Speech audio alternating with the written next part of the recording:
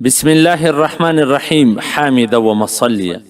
محترمینو، یو محترم ورور دا پوښتنه کړې ده چې دلته ډېره سخته ګرمي وي، د دا ځینو د خولې څخه دغه خبرې راوځي چې وایي کاش د روژه فرض نه وای نو به ښه وای. دا خبره څنګه؟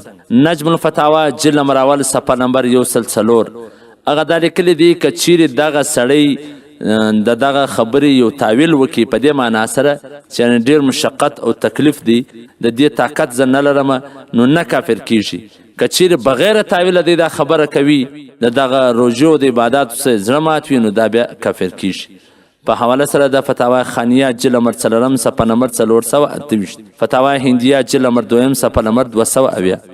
نو محترمینو، داسې الفاظ ویل نه دي پکار، دا سخته ناشکري ده. دا د روژې میاشته هر چاته ورسیږي نه، نو چاته چې ورورسېد هغه باید شکر ادا کړي، نه دا د ناشکري خبرې، د نافرمانۍ خبرې چې په هغه کې د کفر خطره وي. والسلام. ستاسو د دیني او شرعي پوښتنو جوابونکی مولوي عبدالرحمن سمیم صاحب.